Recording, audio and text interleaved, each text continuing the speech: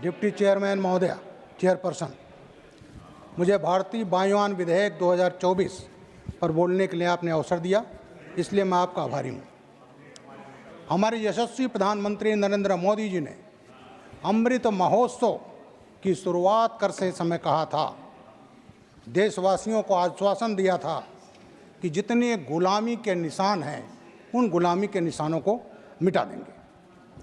और इसी क्रम में सबसे पहले 164 वर्ष पुराना कानून जो था आईपीसी, 1872 का था एविडेंस एक्ट, और 1898 1898 का जो सीआरपीसी था उसको बदल करके भारतीय न्याय संहिता, भारतीय नागरिक सुरक्षा संहिता, भारतीय साक्ष्य अधिनियम ये बनाया गया, जो 1 जुलाई को इसको लागू हो गया है। और अभी 3 दिसंबर 2024 को हमारे प्रधानमंत्री जी और गृहमंत्री जी चंडीगढ़ गए थे, जहां इसका इन्होंने लाइव प्रदर्शन देखा। इसी तरह से उपसभापति महोदय, ये जो हमारा एयरक्राफ्ट एक्ट है ये 1934 का है, 90 वर्ष पहले का कानून है। सभापति महोदय, ये 90 वर्ष पुराने अंग्रेजों के कानून थे, उसमें अब तक 21 संशोधन हो चुके हैं। महोदय, उसी प्रकार के हमने एक सफ़ेद पैजामा बनाया, पहनेंगे, लकालक रहेगा, लेकिन उसमें इतने पैचेज लग गए, नीले पीले हरे, कि पता चला कि वो पहनने लायक ही नहीं रहा। वो तो जैसे सर्कस का जोकर होता है उस टाइप का उसका हो गया। तो इसी तरह से ये 1934 का एक्ट जो था, जहाँ 21 पैचेज लग गए, तो उसको बदलना बहुत ज़रूरी था। ये भारतीय वायुयान विधेयक का उद्देश्य है, उसके स्थान पर 1934 के स्थान पर इसको हम ला रहे हैं, जिसका मकसद नागरिक उड्डयन क्षेत्र में कानूनी विनिमय को सरल और प्रभावी बनाना है।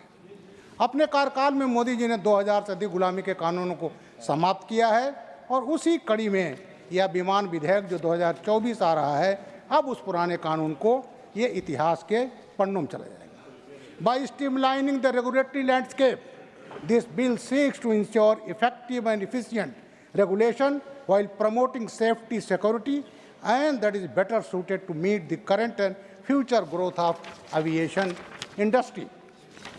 उपसभापति महोदय, अभी मोदी जी ने कहा था कि हम चाहते हैं कि हमारा हवाई चप्पल पहन करने वाला जो हमारा देशवासी है वो भी हवाई यात्रा करे। देश का जो मध्यवर्गीय है उसकी काफ़ी महत्वाकांक्षा होती है, और हवाई यात्रा से जुड़ी हुई तमाम चिंताएं उसकी थी, सुरक्षित है कि नहीं है, क्या नियम कानून है। तो ये जो आ रहा है वो उस बाधा बनती थी, तो इस बाधा को दूर करेगा। उपसभापति महोदय, हम आइसोलेशन में नहीं रह सकते।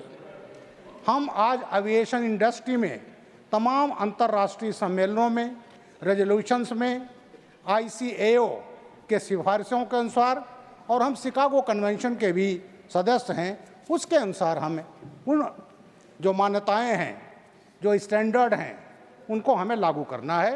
तो इसके ये हमारा विधेयक हवाई सेवाओं की सुरक्षा, संचालन, कुशल कामकाज सुनिश्चित करने के लिए नियम बनाने और विनियमित करने के लिए शक्तियाँ हमें प्रदान करता है।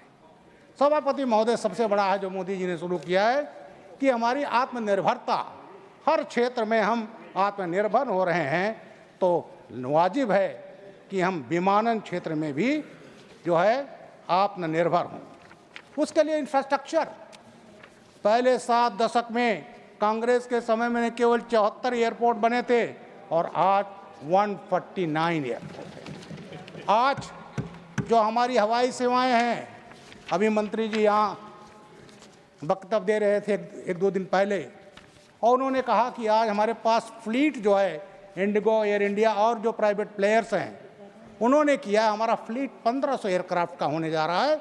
तो उसके लिए इंफ्रास्ट्रक्चर, और वे हमारा बिल जो है उस इंफ्रास्ट्रक्चर को मजबूत करेगा।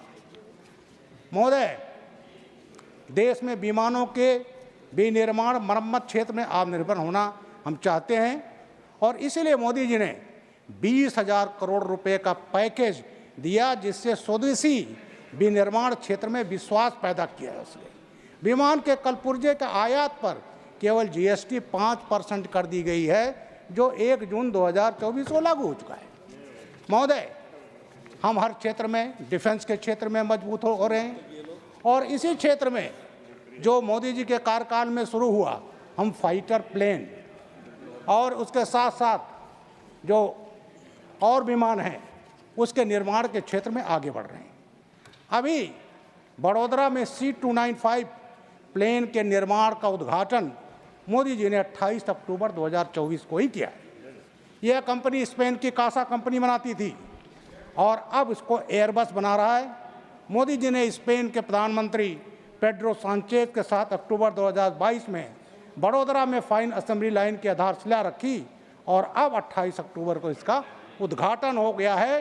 डिप्टी चेयरपर्सन महोदया, अब एयरबस और टाटा एडवांस सिस्टम लिमिटेड मिलकर C295 हवाई जहाज़ बना रहे हैं। फिलहाल 56 प्लेन टोटल बनने हैं, 16 स्पेन में, और मेक इन इंडिया के नीति के तहत बाकी प्लेन भारत में बनेंगे। और ये ऐसा प्लेन है जो छोटे रनवे पर भी उतर सकता है। तो ये मेक इन इंडिया और मोदी जी की नीति आत्मनिर्भर बनाने की, उसके तहत ये हो रहा है।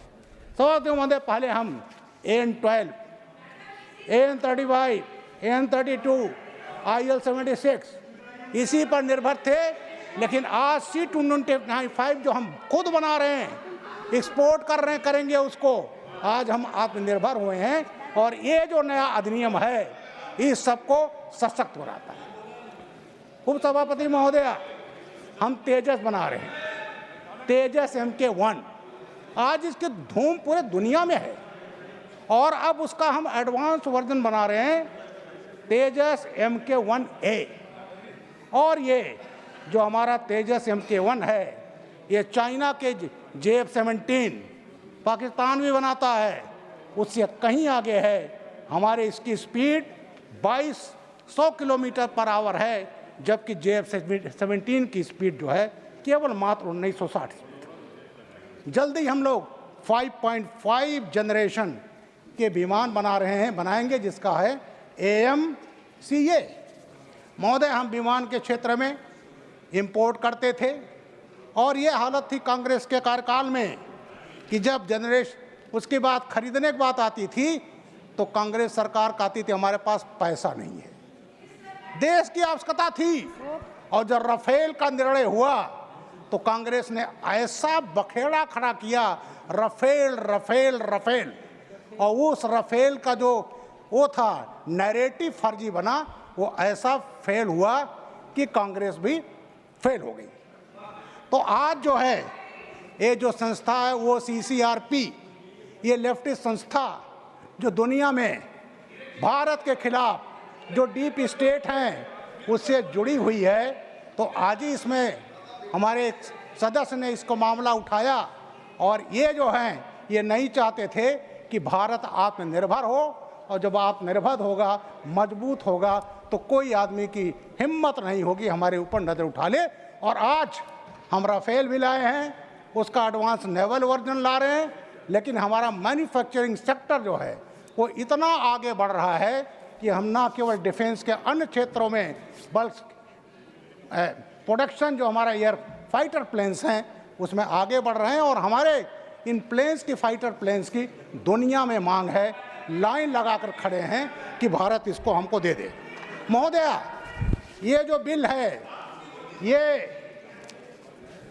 कई चीज इसने स्कोप बढ़ाया है, और उस स्कोप में एक होता है resolution and dispute, penalties and dispute resolution. ये हमें अधिकार देता है कि एयरपोर्ट के पास कहीं अगर बिल्डिंग बना, अभी हमें प्रॉब्लम होती थी कोई आदमी उल्टी बिल्डिंग ना बना ले, आज इसमें ये जो हमारा है ये सिस्टम कि इस अधिकार के तहत हमें भी सुनिश्चित करेंगे कि साहब वो कोई खतरा ना हो एयरपोर्ट को, उसके किनारे हम इसको बना सकें। इसके अलावा भारत सरकार को पावर देता है डिटेन करने का पावर। भारत सरकार अगर समझती है प्लेन पैसेंजर्स के लिए खतरा है, तो इस अधिकार के तहत पहले हमारे पास नहीं था कि हम उस प्लेन को डिटेन कर सकते हैं कि साहब अब आगे आप इसके फ्लाइट नहीं चलाएंगे, तो अधिकार हमें नहीं था, तो ये हमें अधिकार दिया गया है। तो सभापति महोदय, ये जो बिल है कॉम्प्रहेंसिव है, मजबूत है, भारत को 2047 के पूर्ण विकसित भारत की तरफ ले जा रहा है। और इसके लिए मैं माननीय मंत्री जी को और देश के प्रधानमंत्री जी को साधुवाद देता हूं, बधाई देता हूं और इन्हीं के साथ मैं अपनी बात समाप्त करता हूं। वंदे मातरम।